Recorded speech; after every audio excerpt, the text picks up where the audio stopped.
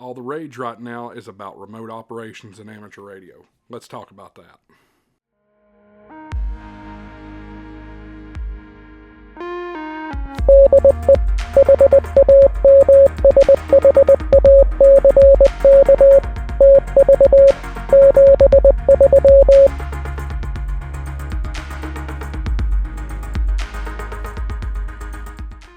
Hey everybody, welcome back to Ham Shack TV. I'm your host Josh KB4LX. Thanks for tuning in. If you haven't already, hit that subscribe button down below. Helps the channel out and helps us keep growing. At tonight's Smoky Mountain Amateur Radio Club meeting, we had a presentation by Alex KB4LX about remote operations, and it's quite informative. Hope you all enjoy this presentation. Don't forget to check out the Ham Shack TV store. Go to hamshacktv.com. Find radios and antennas and all kinds of great stuff there. Without further ado, we'll get to the meeting. I'll tell you, I'm really glad to be here. Who's making noise over here? That's me. Hang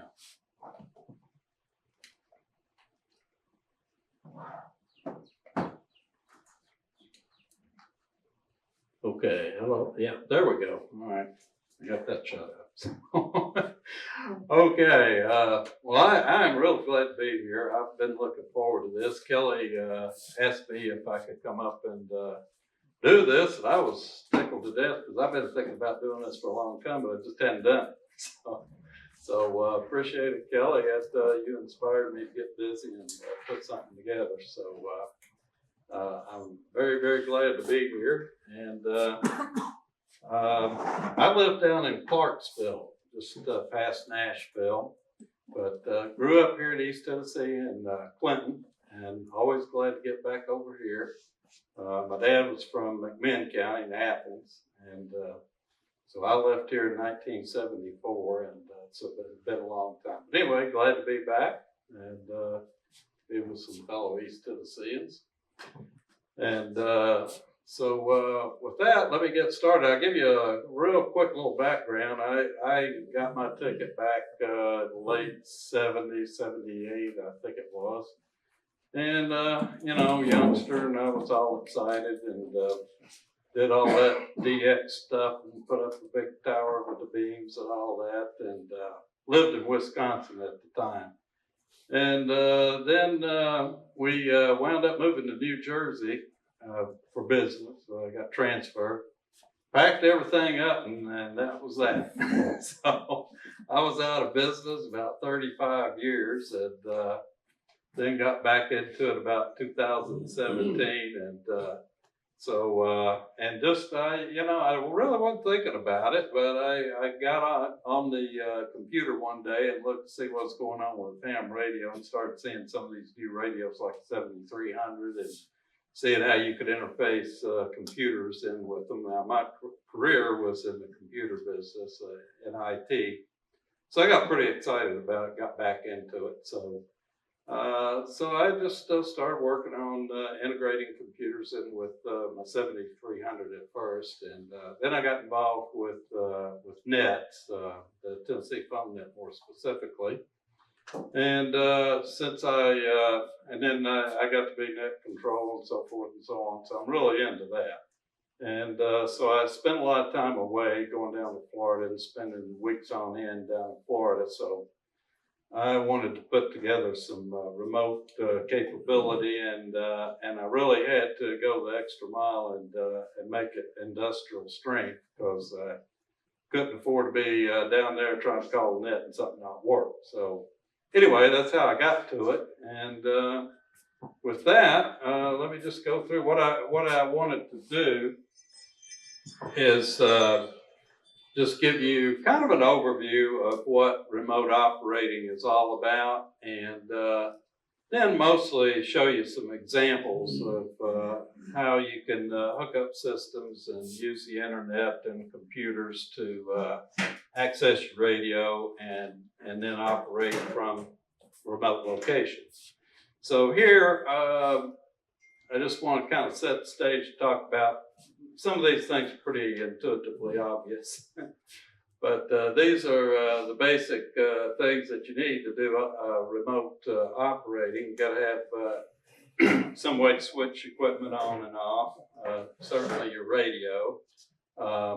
And one of the best ways I've found are just these Wi-Fi relays, and I would say probably most everybody's used these one way or another. And to control the lights in your house, and you go to Walmart and you get one of these things, plug it in the wall, plug a light in there, set up the app on your phone, and once you do that, then you can control. Uh, and then radio control, obvious things like switching bands, changing your frequencies, changing modes, setting filters, and things like that. And so we'll mention a few of those things. And there's a whole bunch more, but those are the basic ones. So that's controlling your radio, and then the other thing that is obviously critical is being able to hear what's coming across your radio, what would normally be on the speaker if you were sitting at the radio, and then having a remote microphone, and this is basically done with a tried and true technology that pretty much all phone systems work off now, and that is voice over IP, or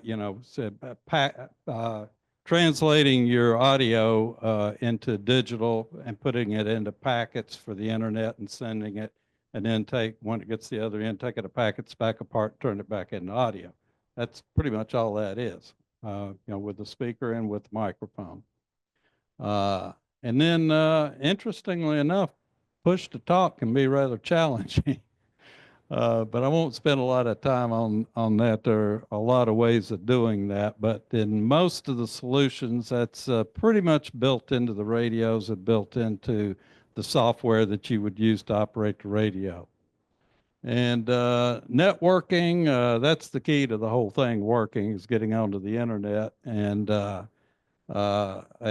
putting a remote computer together with your radio. And there I have mentioned wired Ethernet and Wi-Fi, and I would say wherever you can use wire and not Wi-Fi, do it. It is extremely important. The biggest thing to try to overcome when you're doing remote operations is that you are operating real time. It's not like watching a movie over the internet. When you watch a movie over the internet, it's a huge bandwidth. There's a lot of data coming into your computer, and it's buffered. So your computer's got memory in it. So it may not start immediately, but it's building this up, and then from then on, it's smooth. But when you're trying to talk on the radio, it's not, it's real time. It's not buffered. So if you just a little glitch, it's gonna mess you up. So it's pretty important to have a good connection and a good wide bandwidth. So I just say that about Wi-Fi versus wired Ethernet. And then the last thing I mentioned here is lightning protection. If you're gone, especially if you're gone for a while and you want to operate remotely, you can't be unhooking your antennas unless you got somebody at home that would be willing to do that. Most of us don't. And so you got to have some lightning protection. I'll say a few things about that when we get there. So those are the basic things that you got to address when you operate remotely. And just to set the stage now.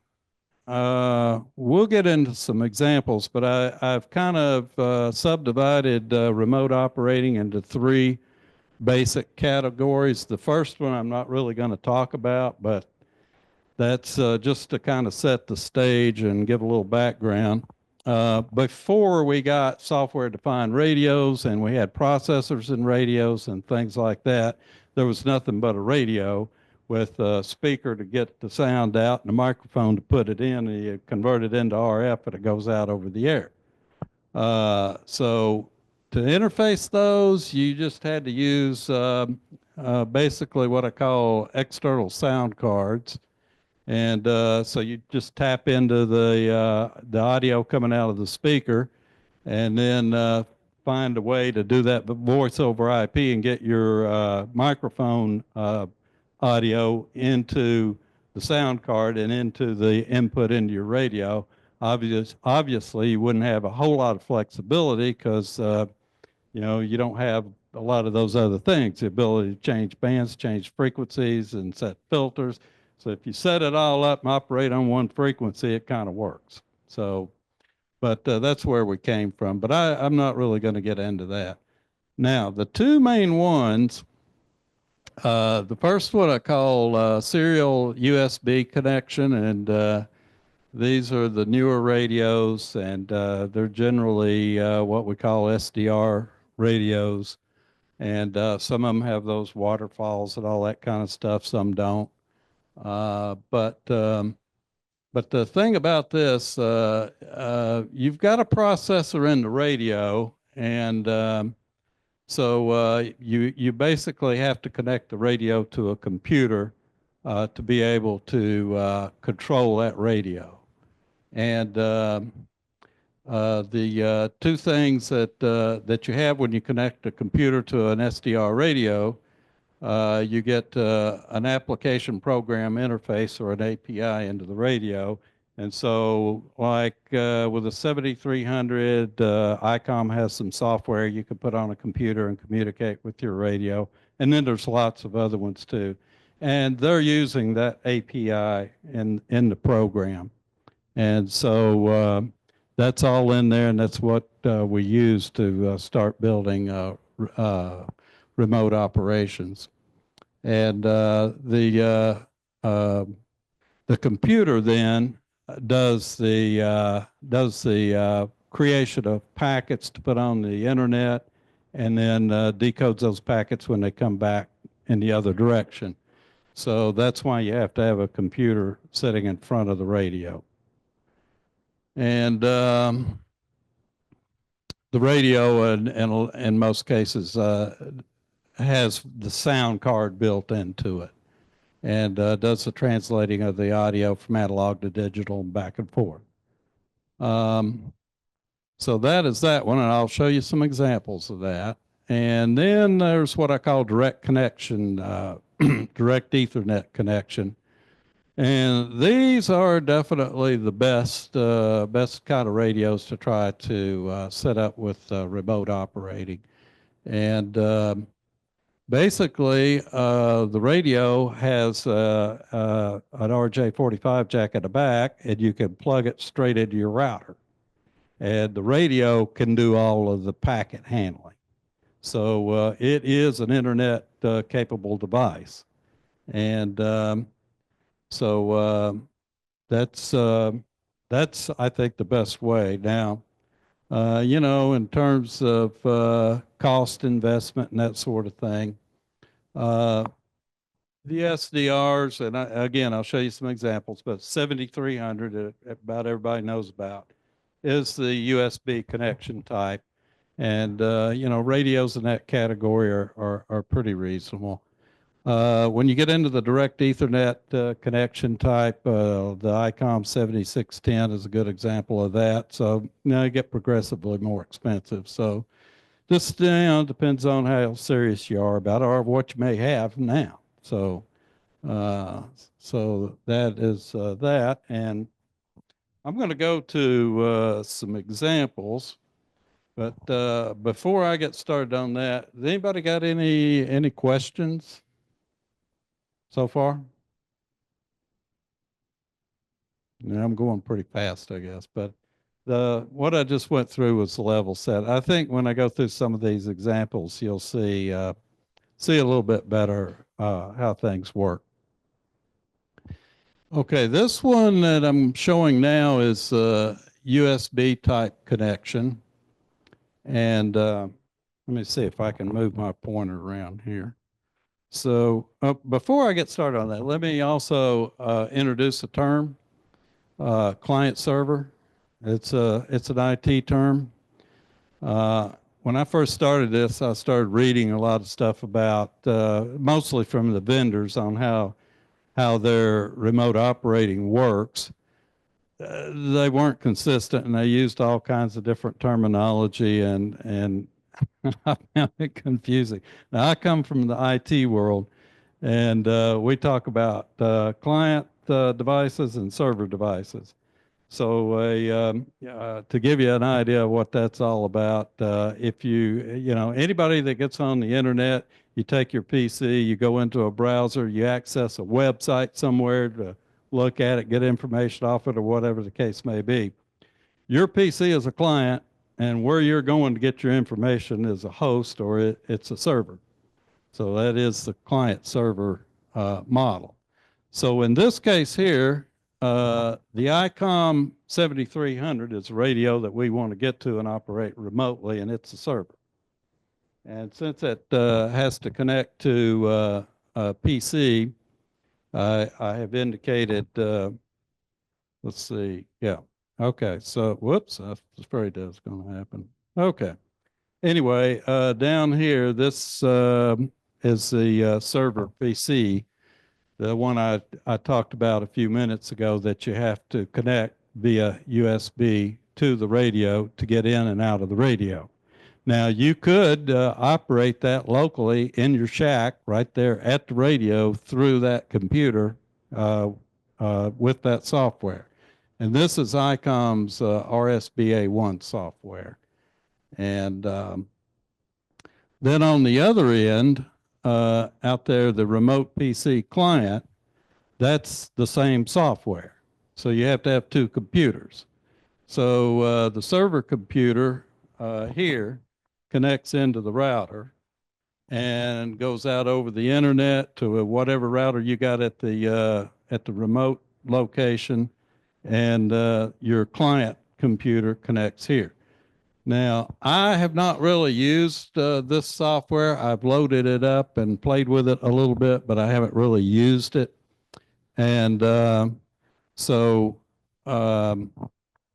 basically, you go through and there's a process where you set this up in server mode, and then you set that same software up in client mode over here. So what you've got going on is this software talking to that software and going into the radio.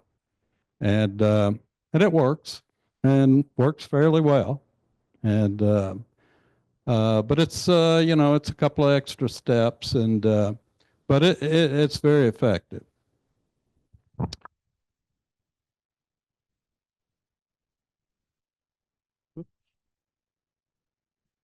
Okay, and now here is another example of same basic architecture, but slightly different. This one uses, I would call it a subscription. It's a combination of a few things that I'll talk about it. But it's a product called Remote TX. You may have heard of that. If you've had any interest in, go out there on the web and start doing some research, you'll run across it. But it's the same architecture. But in this case, rather than that other computer, you just use a Raspberry Pi computer over here as the server computer. And the guy that developed this software and system, you download his software, install it on that Raspberry Pi computer, and it does all the talking to the 7100. So it uses that application program interface, which is built into the 7100 or 7300, excuse me, built into the 7300, and is basically standard. So anybody that wants to build an app to interface with 7300 follows those rules, and you can do it. You can go back and forth. And so this fellow that developed Remote TX, that's what he did. And so it's kind of a nice system, and I have that, and I use it. And I hadn't used it in a long time. I use it for backup. But it runs on a Raspberry Pi, and it's I won't get into a lot of details. You can go out to that website and find out more about it. But it's pretty slick, and you just download it and set it up. And he has good instructions on what you have to do to set it up. But here's the really nice thing about it. this is an example of one of his pieces. He's got a couple of pieces of software. For the 7300 only, he's got the waterfall and the spectrograph on there. And that runs on a browser. So any computer you've got that's got a browser on it, you can use it. So it's very, very flexible. So you could use it on a phone. You can use it on an iPad. You can use it on a Mac. You can use it on a PC, and you can use most any browser. Firefox or, well, that's what I use, so I don't think anything else, but any browser that you can use to access the internet, you can use his software. And there's one extra little step in here. You have an account on his website, and he keeps track of IP addresses and things like that, so you don't have to, which is another thing you have to deal with when you're dealing with remote operations. So when you get ready to use your radio and you have all this set up, you go into it, you bring his software up on your, well, you type in an address just like you're doing a search for a website on the internet using your browser, and you will put in your call sign that you've already got set up with this guy, and so he will connect you. You're going into his website to your account, and in there he's got all the information about the IP address of where your remote TX server is and all that kind of stuff. So he gets the connection made, and once he's got the connection made, he's out of there. Now you're talking straight from your client to your server, and those are both your pieces. And then you talk to your 7300. So that's pretty good. I've communicated with the guy quite a bit at one point in time. Back when COVID started, you couldn't get Raspberry Pis, and I had a lot of people that were interested in going this way. And he had created another version of it, just slightly different, that you could actually load on an Intel processor. And, you know, the base of it is Linux, and Linux operating system.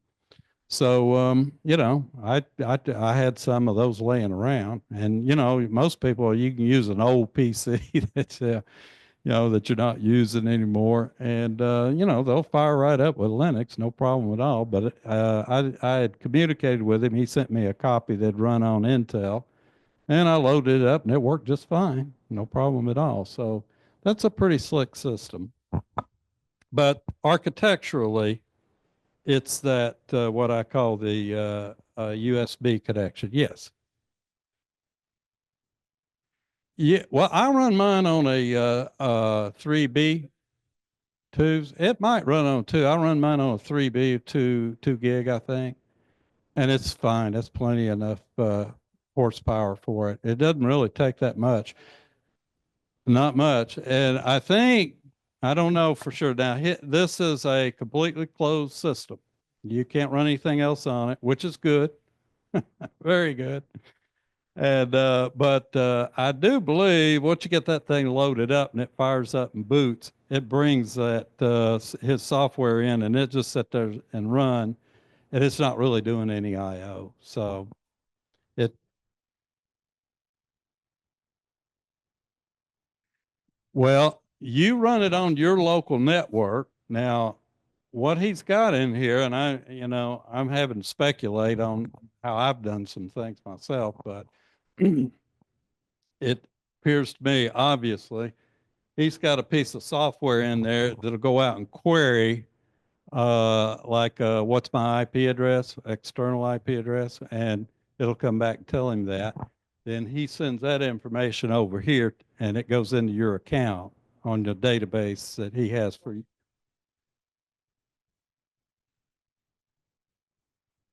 No.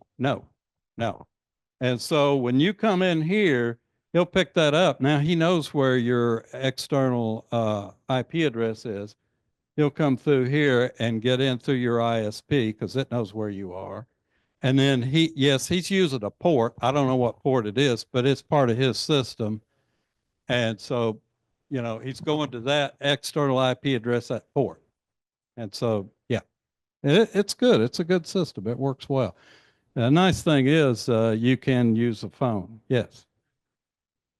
Yes. Good question. Now, you can, if you get interested in this, you can get into it for the price of a Raspberry Pi initially. And then his service charge is $70 per year, which is, it's not that bad. And especially, if you're doing casual remote activity and all you need is a phone, and it's pretty cool. So, but yeah, it's a nice system. And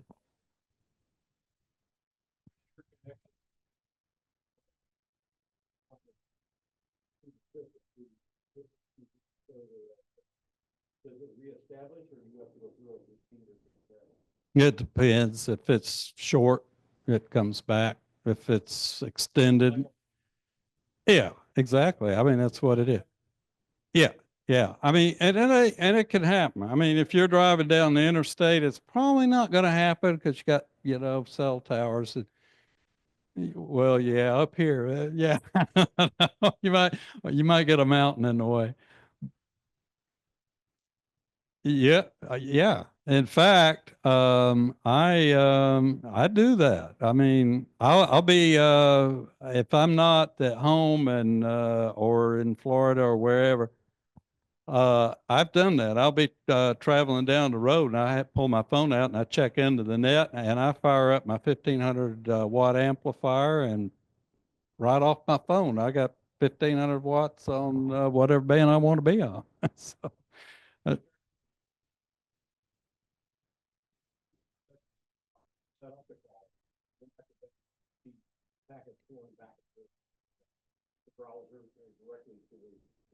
I am assuming it's UDP because it's not practical to use TCP. Yeah. So, but yeah. And in fact, some of the software that I developed for my own system, I use strictly UDP. So anyway, that's kind of that. Good questions. Um, so let me move on. Can I ask a Zoomland question real quick? Yes, sir. And I apologize if I'm asking something that was, but we can't hear the questions that are being asked. Will this work? Well, that's fine. Will this work if I say I have it set up at my cabin and it uses dynamic IP addressing at you know what I'm getting at, where you don't know what your IP address is going to be, where it's dynamically selected? Is it? Yes, It'll still connect. Right, because your dynamic IP address is recorded on that website under your account. I'll show you here. This website here. Whoops, where it says Remote TX website.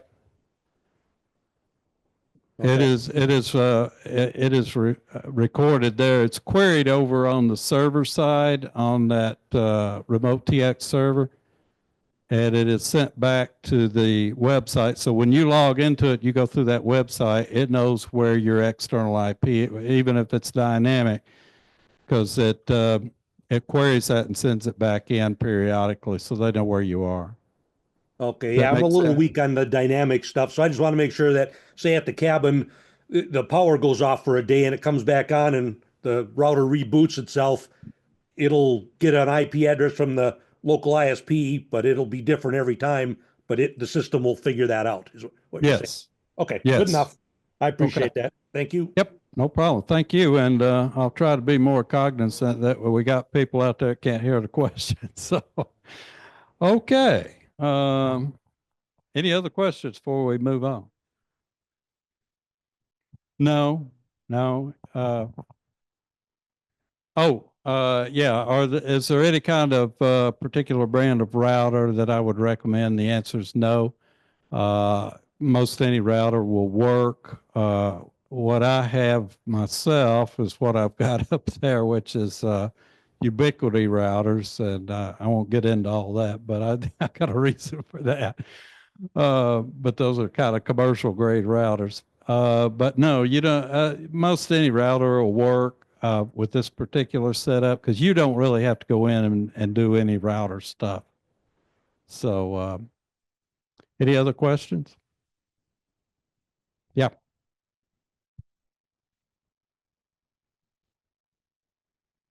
No, don't think so. I think you buy it and that's it. But if they upgrade it, you got to buy it again. I think. I don't know. I'm not really sure. I don't use it, so I don't know. But you know, you can go. Yeah, you can go on to the you can go on to the ICOM website and find out what their policy is. Okay, okay, and for those out in the Zoom land, the question was fees for that ICOM software, the RSVA1, I think it is, whatever. Don't know. Okay, let me move on. Now this okay, this is just a picture of that smaller screen, and that's the scope version, runs on 7300 only, browser based. We've talked about all that. And this is the developer, Marcus Gilson, AK7MG.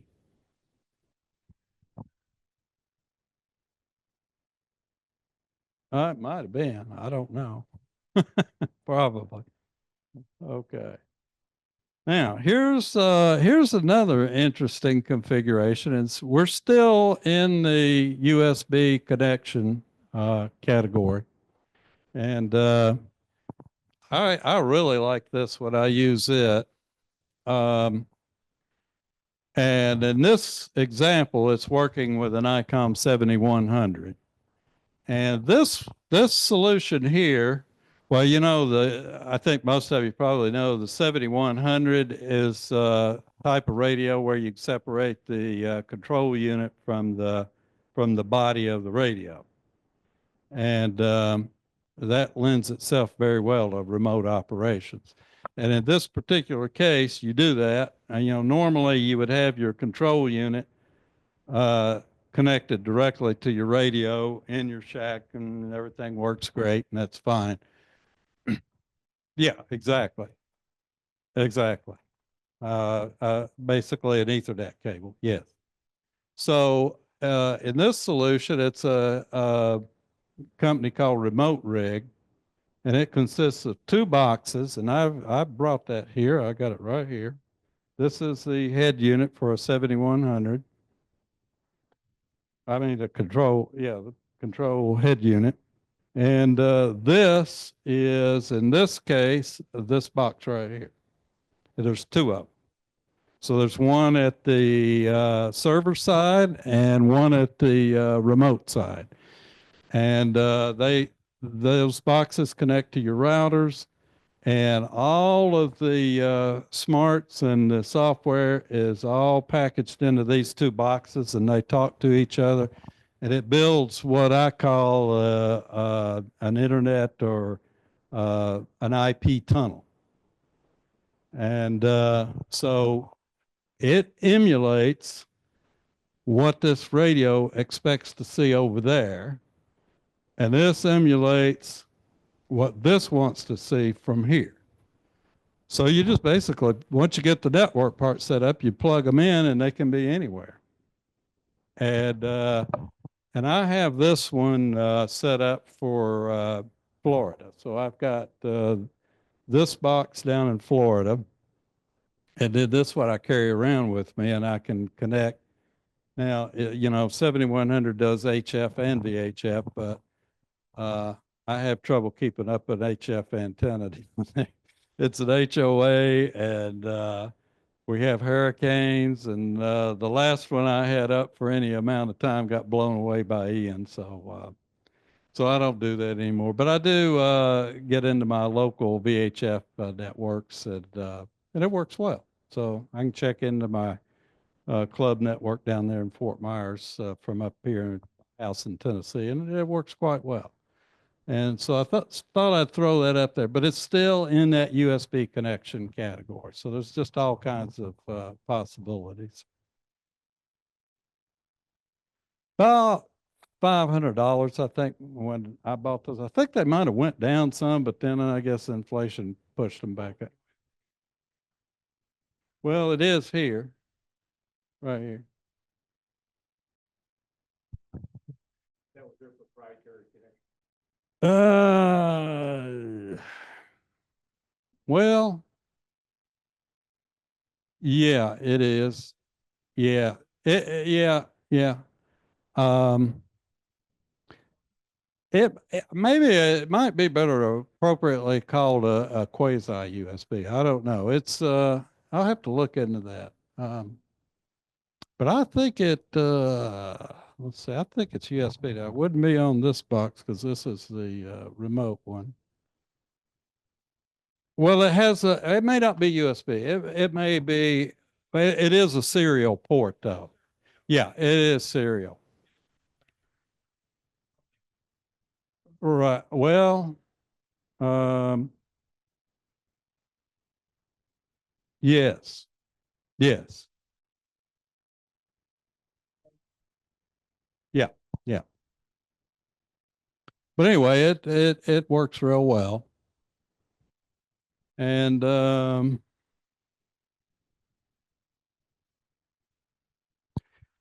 okay, now we're going to move over to the direct connection type. And if you notice, it's starting to get simpler. And in this case, you know, this is very similar to what we were doing with the 7300 with the ICOM software, the RSBA1 software.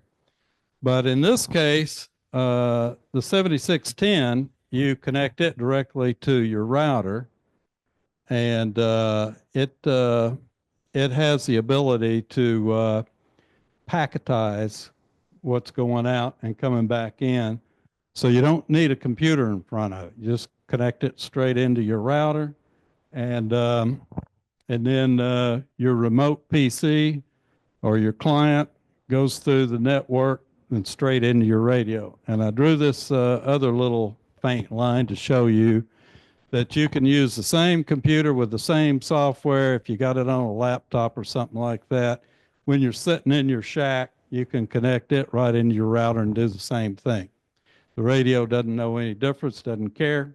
It's remote. It's remote operating inside your house, basically.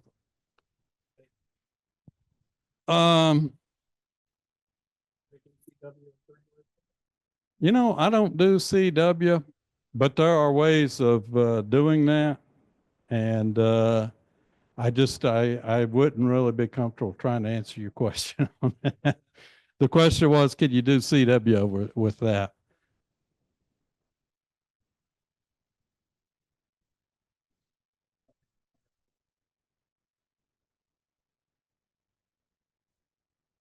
Oh, okay.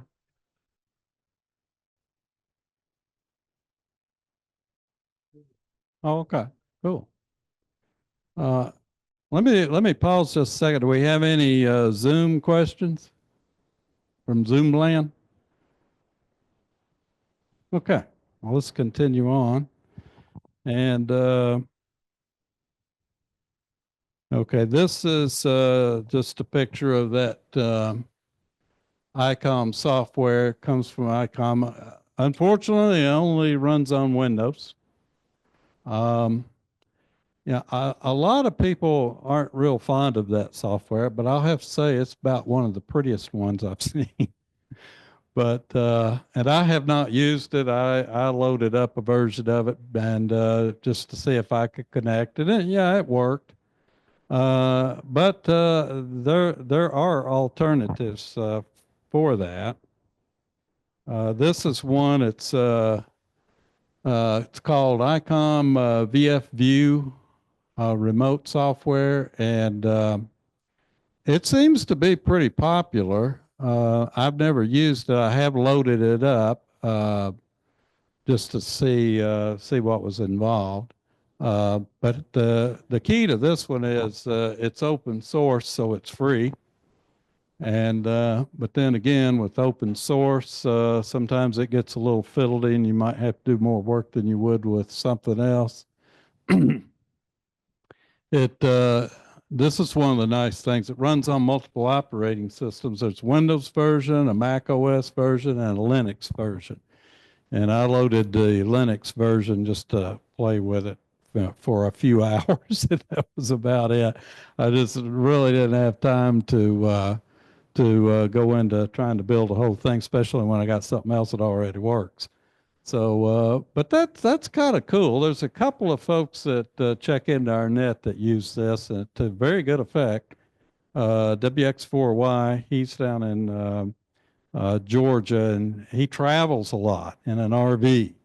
And he used to go set up, portable, and he just got tired of it. So he went this route. He's got a 7610. He got this software, and he loves it. His name's Carol. I don't know. He's 7610 at home. Right.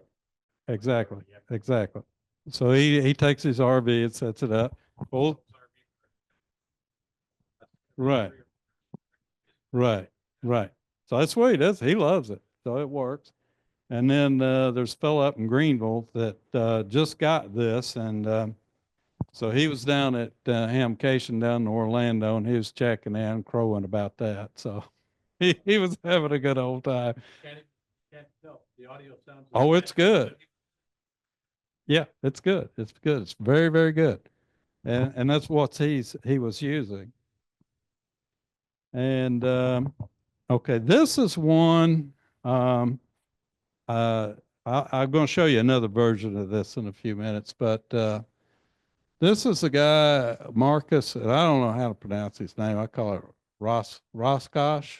I'm not sure. But anyway, he's German, DL8MRE, and he's a Mac kind of guy. So he developed software for Mac, and he started out with Flex, and I'll show you that here in a minute. But he decided to build one for ICOM too. And he sells his software. I think it's about $150 a shot. And once you got it, it's yours and you can use it. And I don't know too much about that, but I do have his software for Flex. And again, I'll talk about that in a minute. And I love it. It's great. He has done a good job. But he develops remote access software for Flex and for ICOM mostly. And I don't know if there's a Kenwood in there, but definitely ICOM. But his main thing is Flex. And so he's developed it for iOS, that's, the phones and the iPad, and then the Mac version. And I use his Mac version for Flex. But that's another alternative to the 7610. Any questions so far? Okay. Now here's the Flex version of that, and as you can see, it's pretty much the same as the 7610. In this case, Flex 6400 server, and that's what I use. And you plug it straight into your router, and then on the remote side, you use, in this case, I'm showing Marcus's software.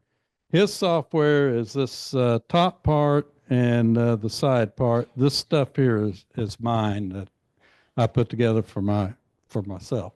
So, which is basically my amplifiers and my switches, and some status on what's actually on.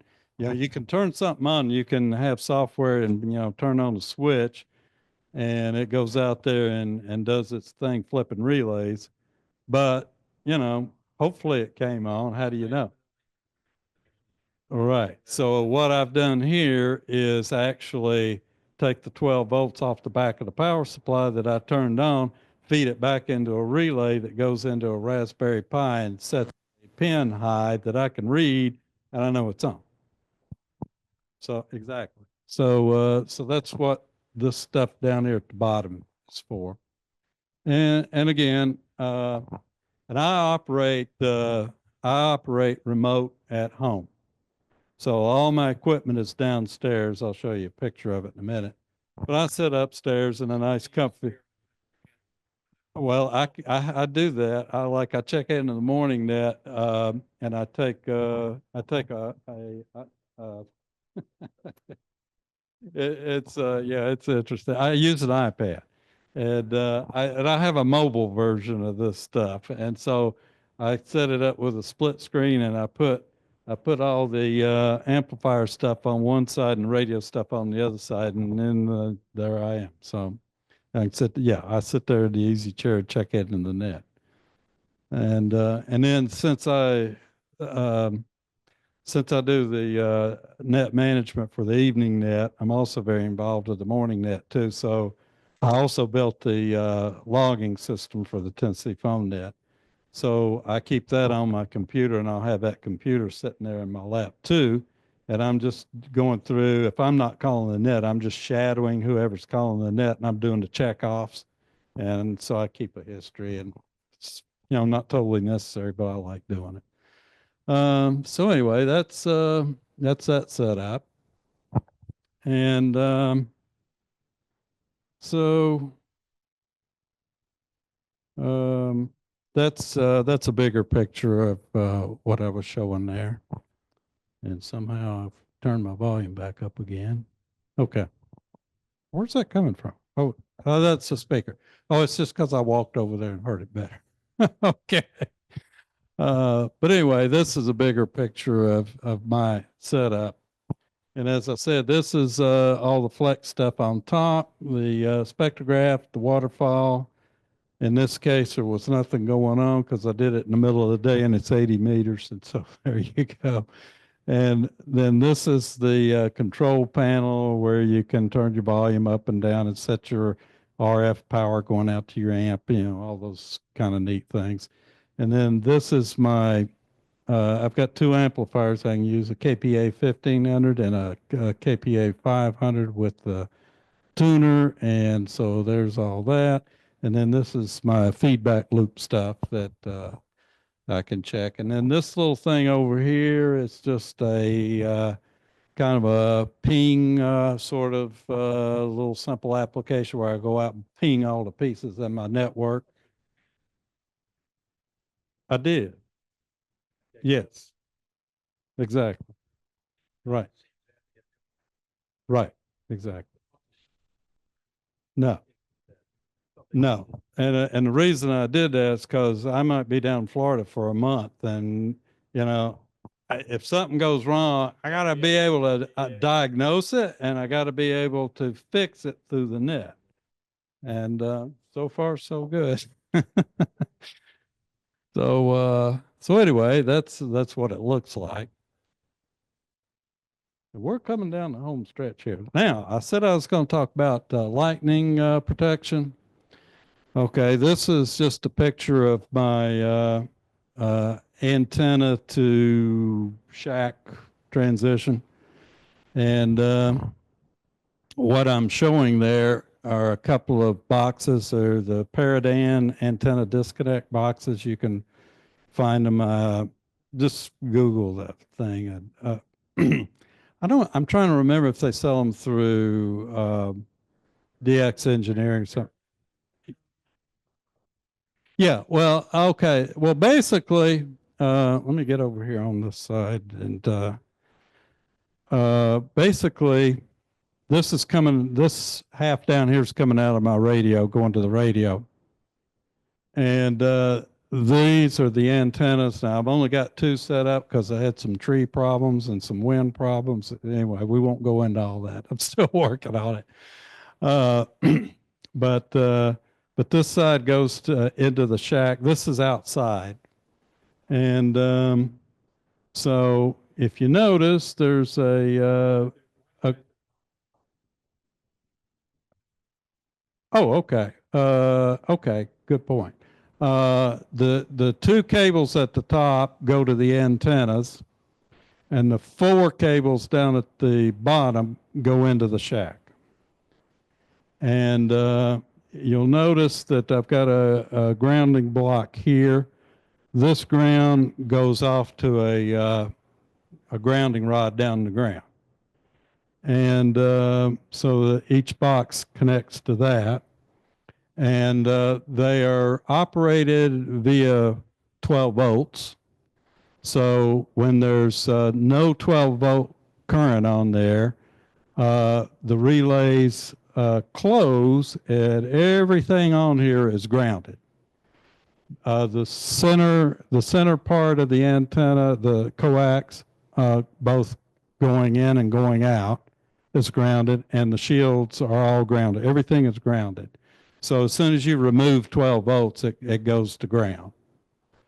And then in addition to that, it has those gas discharge tubes in there in case you get like a surge or something like that. So it's pretty good. I've been using them for several years, hadn't had a problem.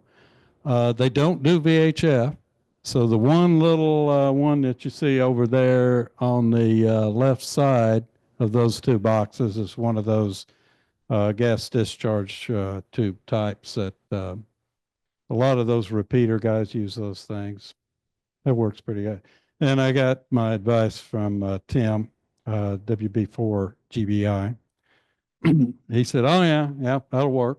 So, okay, I'll take your word for it. You know what you're doing. So, then there's Alpha Delta paraphaser.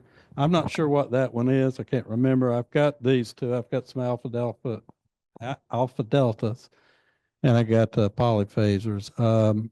Diamond Antenna makes some. DX Engineering apparently does now. Yeah, right. Well, yeah, right. They're more right. Yeah, exactly. The polyphaser, they're supposed to be able to take multiple hits. So they say, right. And they right. Yeah. Right. And they tend to be a little more expensive. Yeah. But anyway, that works pretty good. So, well, they make them in singles. Yeah. No, I run 1500. Yeah. Oh yeah. Yeah. No problem at all. And, but they don't handle VHF. Yes. I think I'm pretty sure they are. Yeah, I would think so. Yeah. Yeah, it's pretty good. And they make singles. Those are doubles. But they make a single input and output.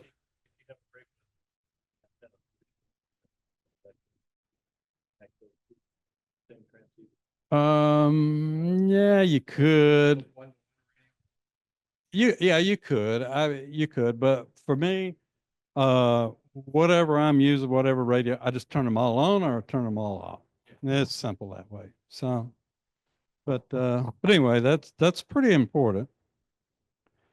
Here I don't really need to go through all that stuff, but just threw up some radios in the 2 different categories, direct connection types. Let me get over here so I can see a little bit better. No, that's okay. The ICOM 7610, 7760s, kind of the higher end radios. The 6000 series flexes, the 8000 series, Kenwood TS990. I don't know anything about that. I just looked it up and it said it connects that way. Elecraft K4 connects. The USB types, 7300, 7100, a bunch of Yaesus, and Kenwood 890. So there's probably more, but that's what I came up with a quick search. And control software, we pretty much looked at that stuff. That's just kind of a list of it. Flex's software, and then the other version for the Mac, and another version for the iOS. And then ICOM's standard software that runs on PC only. Then that fellow from Germany that created the ICOM version, which is better, I think. And Remote TX we talked about, which is browser based. I don't know anything about Kenwood's. They got something. And then that open source software we talked about. Then there's Ham Radio Deluxe. A lot of people use that. I've used it before. It works pretty good.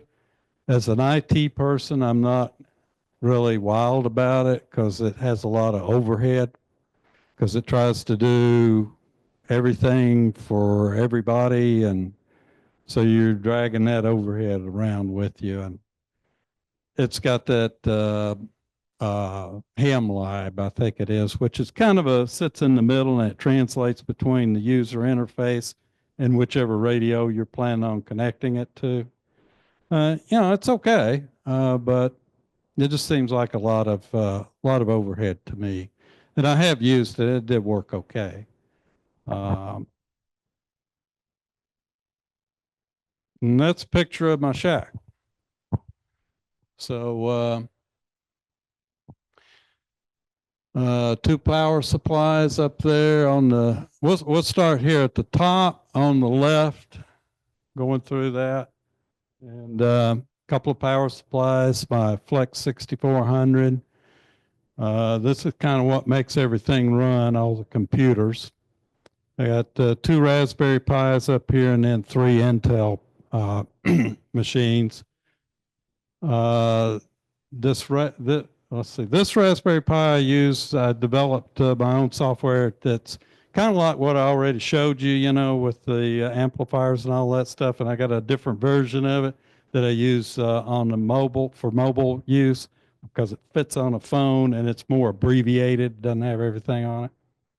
And then this Raspberry Pi here runs that Remote TX that I was telling you about.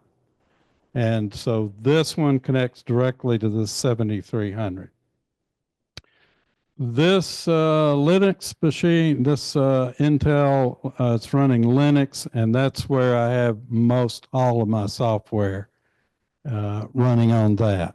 And so that's pretty much what controls my station. And this next one here is just not really in use right now. I run a VPN server, which I don't use VPN all that much, but when I'm down in Florida, I do. And I use it to access, when you're using VPN, you can basically take your client wherever you are and go onto your network, and it's like you're sitting right there. So you can access all your computers from wherever you are. And the bottom one is just a Windows 10 computer, because, if you have a Radio Shack, you got to have a Windows computer in there. But I hardly ever use that. That's the KPA 1500 amp, the 7300, and then the KPA 500 with the associated tuner there. And you probably didn't notice, but the software that I developed for this one looks like that one. And what I did here, I used software to integrate the amplifier and the tuner, so that the amplifier will follow the Flex or the 7300, whichever one I have connected to it, which I could switch. And and then once I do that, I have this fed into this computer via USB. And then I can see what he has followed with these 2 radios, whichever one I'm using, that I could use that data to tell the tuner what to do. So it's all integrated and works pretty well. And then this is my little sandbox that I play around with sometimes. And a test computer. And so anyway, that's what the shack looks like. Before I leave, any questions? Yes, sir. I'm going to show you a little picture. My wife will probably be upset when I do. It's not neat.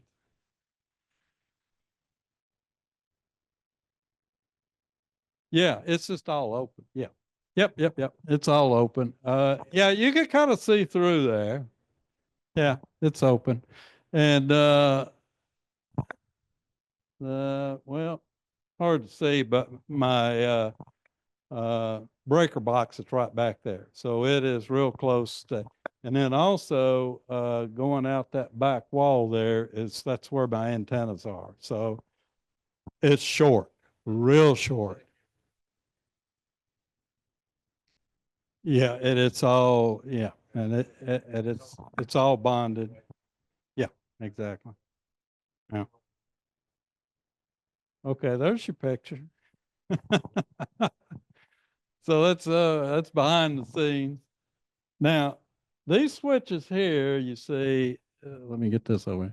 The switches that you see that don't have anything plugged into it, those are some Wi-Fi switches.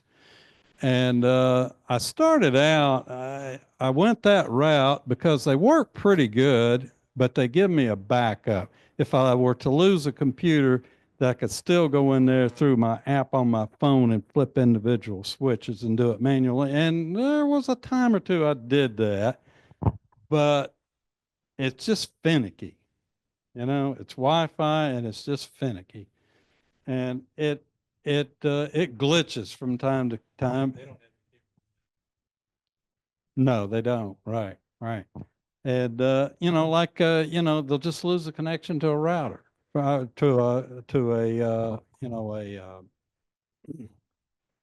access point. Right. It will. And then what do you do? So, I've rebooted access points and routers, and sometimes it fixes it, sometimes it doesn't. I get frustrated, walk away from it, come back a few hours later. It's working fine. But if I'm trying to, fire up the phone net and I'm net control, I don't want to deal with that. That ain't gonna work. So, yeah. So I said, no, I'm done. I'm going to take my chances, and you can't really see it, but there's a box over here, and way over here to the left, and this is basically, it's a relay control. Now, all of these connections are very low amperage. So, it's not much of it's 110. But these guys run up here and control these other relays that flip by 12 volts here and there and different things. And you notice this yellow cable here comes in up here, goes into this Raspberry Pi, and connects up to these GPIO pins. So on that other one in my computer, I could send signals out of that into this Raspberry Pi to change the states of those GPIO pins, which then flips these relays. Way more reliable. Right. Exactly. And it's way more reliable. But you can see my internet connections up here. Here's one of my switches. I just used one of those antenna switches backwards to flip between my two amplifiers for my flex. And well, I don't know about, it was thought out in fits and starts. And it was kind of, yeah, it was an evolution. Yeah. So, but anyway, there's that. I just threw this up there to emphasize wiring is better than Wi-Fi. So I have a lot of stuff that is connected. The bottom box is a smart switch, and then the top box is my router, and that's essentially all that is. But since I'm an IT guy, I'm into virtual VLANs, and so I separate all my Internet of Things, Chinese stuff, from my good computers. And anyway, that's a subject for a different presentation, I think. But now, we're going to do a demo. To set the stage here, this is a video clip that I put together of my station operating at my house, but everything I do is remote. So it is a remote connection and remote operation. I think somebody asked me that, I don't know why, that just popped in my head. Somebody asked me about latency, and I don't know if I ever answered that question. But it's pretty fast. When I'm down in Florida operating, I got about 100 and maybe 120 milliseconds latency generally. Yeah, it's not noticeable. Yeah. Mm-hmm. Mm-hmm. Yeah, you asked me that question, I think, for CW. But I'm not so sure. But one thing you can do is use a keyboard to generate your code, which is, then some people say, well, that's not really code. But anyway, about 130 milliseconds. At home, it's 3. It's fast. Yeah, it's fast. So 10 max. But anyway, this demo it's a video clip, and this month we've been having traffic handling seminars on over the air, and our traffic expert is John Hickman, WW3B. He's been doing those seminars. And in one of them, he wanted to send me a quote unquote real piece of traffic. And so he did. This was just a few days ago, February 18th. And so he sent a piece of traffic, and it was his monthly report, station activity report. And so this is from WW3B to me, KB4LX. And with that, I'll jump over here and play that. And hopefully this is going to work with sound and all. So, this is essentially what you've already seen. So I'll let it rip. I'm not hearing any sound here. Oh, it might be because I got it. That I need to pass. Yeah, let me start back over again. Okay. I have an excellent opportunity here. I am going to pass a real piece of traffic that I need. I have an excellent opportunity here. I am going to pass a real piece of traffic that I need to pass, and it's unique. And I'm going to ask you, have a radiogram with you, and please copy this down, because I'm going to show you a little variation. This is what I call direct delivery traffic. This is the type of traffic that you will practice on a local repeater that I really encourage you to take advantage of, because it's your best avenue. So with that, I'm going to break here and call KB4LX. This is WW3B. Are you on frequency? WW3B, this is KB4LX. Yes, sir, John, go ahead. Roger, I got a piece of traffic for your station. You've got a good signal on my station. Ready to copy? A good signal, and I am QRV. Roger, please copy my 1154 routine. Whiskey 3 Bravo. Figures 1 3. Prospect. I spell Papa Romeo Oscar Sierra Papa Echo Charlie Tango Tennessee. February. Figures 1 8. Going to your station. Kilo Bravo 4 Lima X-ray. Break protect. Go with text. Evening. Net. Letter group. Sierra Alpha Romeo 4. That's Foxtrot Oscar Romeo. February. Figures 1 5. Initial X-ray. Letter group. Quebec November India. Figures 1 4 3. Letter group. Kilo Quebec Tango, Charlie. Figure 3. Letter group, Quebec, Tango, Romeo. Figures 2, 5, break for signature. Go with signature. Whiskey, 3, Bravo, end of 1, 1, 5, 4. Nothing follows. I'll copy over. Roger, you're number 1154. Thank you very much, John. WW3B, this is KB4LX. Back to that. Okay, thank you. I appreciate you taking that traffic, Alex.